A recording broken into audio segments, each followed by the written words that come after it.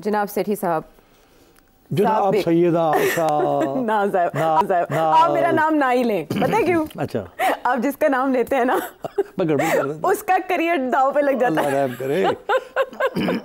Political career के, अच्छा मैं अपनी बात नहीं करी, वो पॉलिटिकल करियर की बात करी। आपको पता है जुमेरात को आपने जिन्हें याद किया, अनवारुल हक काकड़ साहब, हमारे निगरान वज़ीर आज़म साहब, अब उनका पॉलिटिकल करियर दाव पे लगा। ना खौफ करें यार, उनका कैसे लग सकता है, वो तो चुने हुए आदमी है। अच्छा, आपका मतलब ब्लू आइड है? जाहिर है। अच्छा, लेकिन लगा है करियर दाव पे या नहीं, ये तो आप मुझे बताएंगे। मैं आपको सारा मखमसा बताती हूँ, जाहिर है उसके बाद डिटेल्स तो आपको ही बताऊंगी।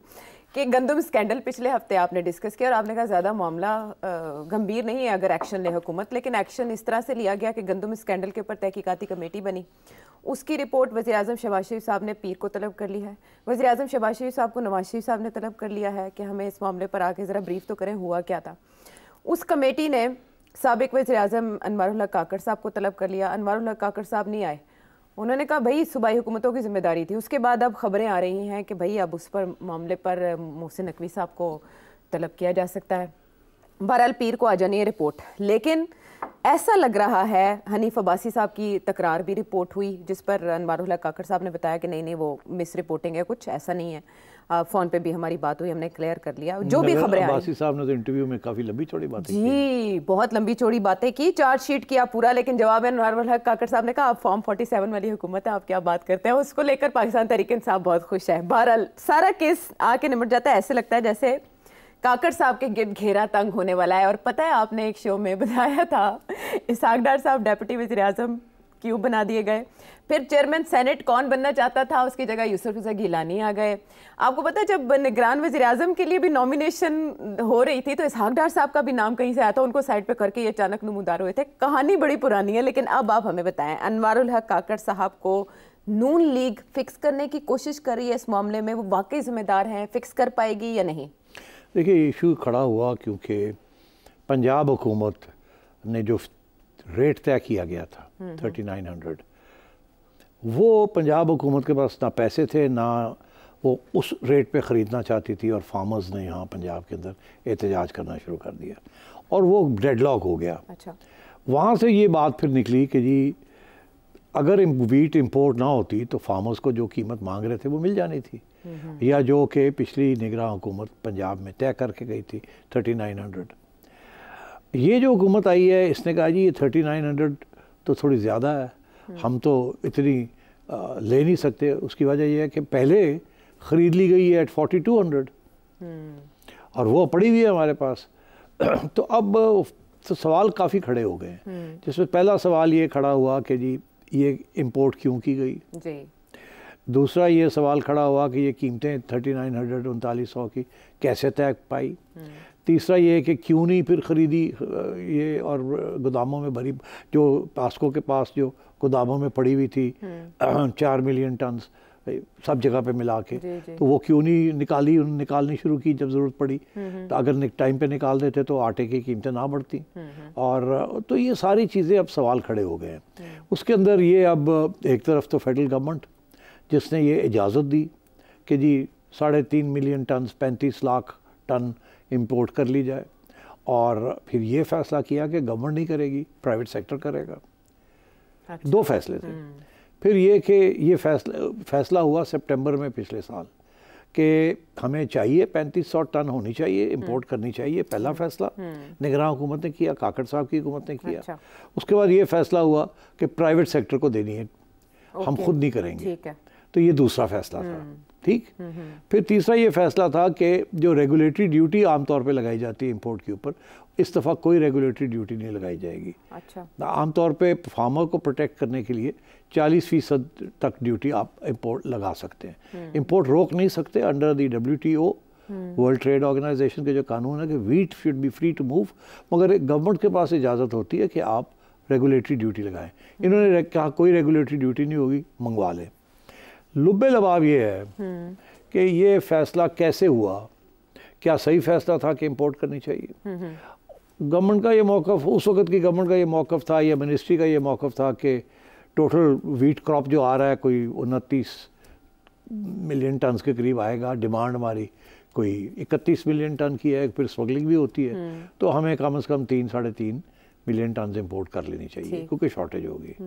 दूसरा ये था कि प्राइवेट सेक्टर को, अब जो बात सामने आई है उसमें ये आया कि प्राइवेट सेक्टर को इजाज़त देना जिसमें प्राइवेट सेक्टर ने बहुत बड़े प्रॉफिट्स किए हैं। फॉर एग्ज़ाम्पल एक जहाज़ के ऊपर जो कंटेनर लोड्स थे वीट इंपोर्ट के, एक जहाज़ के ऊपर जिन लोगों ने इंपोर्ट किया है 50 से 70 करोड़ रुपया पर जहाज़ उन्होंने प्रॉफिट बनाई है। ये फिगर्स अब आ गए हैं सारे सामने, तो आप सोच लीजिए कितने अरबों रुपए की प्रॉफिट बना ली है उन लोगों ने जिनको इजाज़त दी गई विदाउट ड्यूटी एक स्टेज पे कि आप ये वीट इंपोर्ट कर लें, जिसकी वजह से जो आपकी लोकल क्रॉप है फार्मर्स का, वो अब उठाने के लिए तैयार नहीं है लोग उस कीमत पे जिस कीमत पे आपने कहा था आप उठाएंगे 3900। ठीक है। और इंटरेस्टिंग बात यह है कि जब आपका क्रॉप आया नहीं था तो उससे पहले आपने प्राइवेट सेक्टर से खरीद ली और वो 4200 तक ले गया, तो प्राइवेट सेक्टर को तो किसी ने लंबे पैसे बनवा के दिए। हाँ। एक ये शक है। ठीक है। तो दूसरा ये है कि ये क्यों ऐसे फैसले हुए फेडरल गवर्नमेंट के, और जाहिर है provincial governments were involve because federal government ने कह दिया था जो मर्जी चाहे, आगे प्रोविंशियल गवर्नमेंट ने कीमतें तय करनी थी। अच्छा।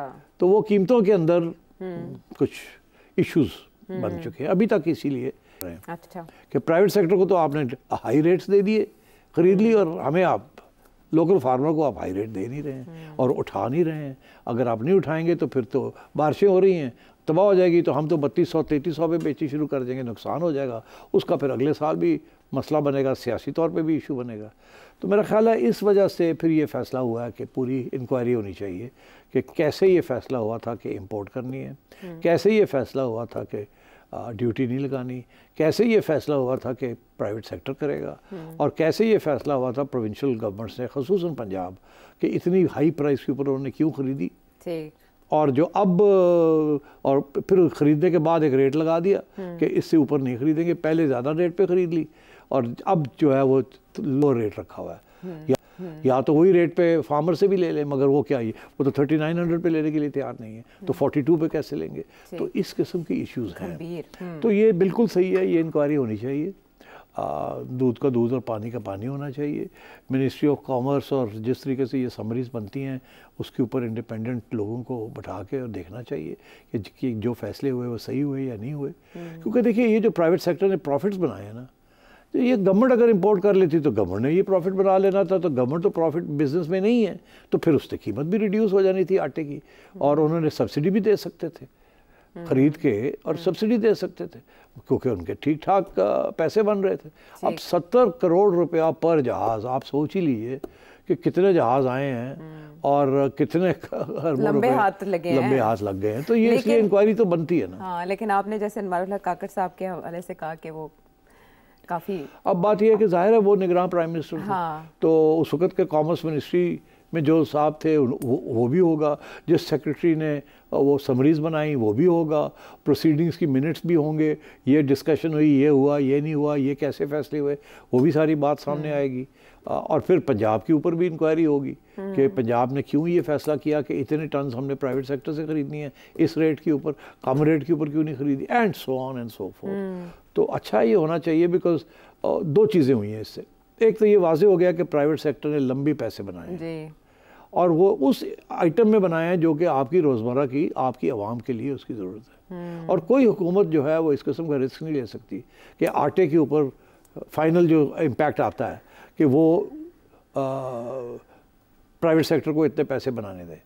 तो इसलिए इंपोर्टर ने भी पैसे बनाए हैं, अब आरती बना रहे हैं पैसे, तो मतलब है कि फार्मर भी नहीं बना रहा और गवर्नमेंट को भी कुछ नहीं बच रहा। ठीक है, तो ये इस किस्म की सिचुएशन। लेकिन इस मामले में नवाज शरीफ साहब का आना, शहबाज शरीफ साहब को इस मामले पर तलब करना, पंजाब की सतह पर इस मामले का उठना, उसके बाद अनवारुल हक काकड़ साहब से खुरा मोहसिन नकवी साहब तक जाना, सबको, अब सेक्रेटरी फूड सिक्योरिटी को तो शहबाज शरीफ साहब ने बरतरफ भी कर दिया, लेकिन अगर मामला उन तक जाता है जो उस वक्त फैसला साज थे, और आपने प्राइवेट सेक्टर का बता भी दिया कि कहाँ कहाँ तक माल पानी बनाया गया, इंक्वायरी होती है और उनको जिम्मेदार ठहराया जाता है, तो इस्टेब्लिशमेंट रस्ते में रुकावट तो नहीं बनेगी उनके खिलाफ अगर कार्रवाई का आगाज़ किया? कार्रवाई क्या होगी? क्या होगी? कुछ भी नहीं होगा। तो फिर हल कैसे निकलेगा? नहीं निकलेगा। रिपोर्ट बनेगी, हाँ। ये भी था और ये भी था और वो भी था और ये भी था। अच्छा। और ये जो है ये गलती तो हो गई, मगर इसमें कोई जिम्मेदारी नहीं बनती किसी की, क्योंकि मुश्तरका फैसले थे, सब ने ये डिसाइड किया, ये हुआ वो हुआ वगैरह वगैरह वगैरह। किसी को पकड़ दकड़ कोई नहीं होगी। ख़ुसूसन ये कि कुछ लोग जिनके ऊपर इंक्वायरी होगी, जिन्होंने फ़ैसले किए हैं, वो चहेते हैं और चुने हुए लोग हैं वो, और उनके तो आगे फ्यूचर की भी बात लोग कर रहे हैं। तो इसलिए मैं नहीं समझता इसमें से कुछ निकलेगा। यानी कोई फ़ायदा नहीं है इस पुशबैक का? नहीं, ये फ़ायदा इसका सियासी होगा। हाँ। इस हुकूमत को। ओके। वो कहेंगे जी ये पिछली हुकूमत से ये गलतियाँ हुई, पंजाब में भी ये हुआ और वहाँ भी ये हुआ, मगर फिर उसमें बाद ये होगी मिट्टी पाओ। बिल्कुल ठीक, मिट्टी पाओ।